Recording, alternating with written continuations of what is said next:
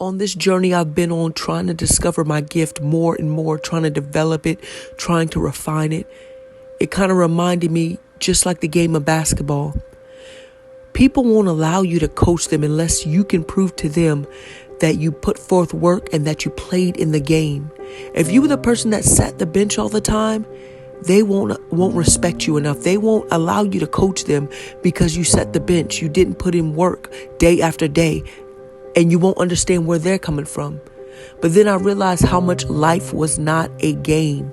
Life is not a game. The mind is not a playground, but more like a battlefield. And so I've been told stories about soldiers and how when they first go to boot camp, how they're struggling just to outdo the person next to them. They're struggling just to prove to everyone else how they're the best. And then after being broken down, after being ridiculed, after showing that you're not the best, that there's always someone better than you, that's when they start to cheer each other on and realize that they only do as good as the person next to them. They're only as good as their weakest link. So then they start working together and cheering each other on and trying to make sure that each other does their best. And that's how life is. A lot of times, especially when we first start discovering our gift, we're trying to outdo someone. We want to compete.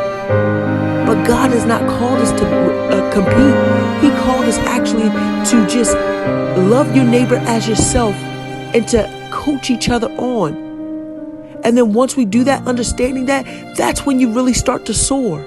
That's when you really become great, when you're cheering someone on. Don't necessarily look how you can be the best and how you can outdo someone else. You want to be the best at what you do, of course, but don't look at it as how you can outdo someone else. And then even when it looks like it's great and that you're not doing good and that you're not doing well, understand everyone has a midnight. And you say, okay, what's a midnight? A midnight is your darkest point of the day. It looks bad. And see, in life, we have a midnight, your darkest point in your life, where you feel like you're in a cave and you're all by yourself and you're crying out, God, what else can I do? I feel so all alone. And you're saying all these things because you feel hopeless. You want to give up.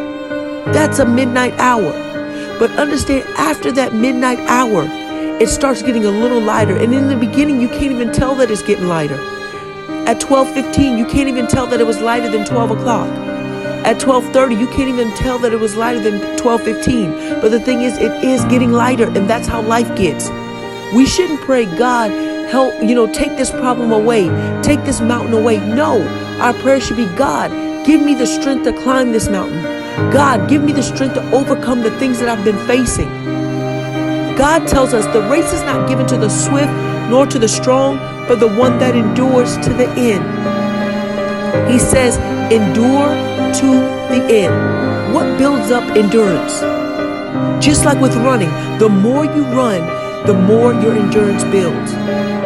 Okay, just like in life, the more things that you go through, the more mountains that you're faced with, the stronger you get, the easier it is to climb.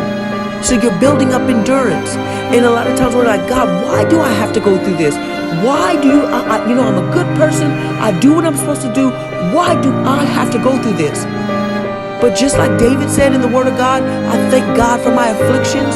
That's what you should be saying. You know why? Because He's building up your endurance. You're praying for these things. You're asking for these things.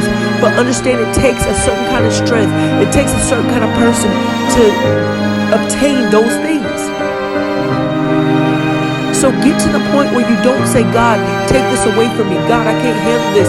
Relieve me from it. Don't ask God to do that anymore. Ask God, God, give me the strength. Give me the power.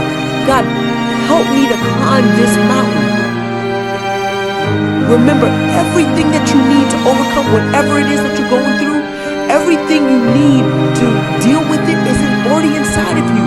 You just have to tap into it and pull it out. You just have to begin to pray and seek the face of God and allow God to show it to you. Allow Him to expose everything that's inside of you so that you can be what you need to be. You can be strong like you need to be because it's already in there. The strength of you is already in there. The strength that God gives you is already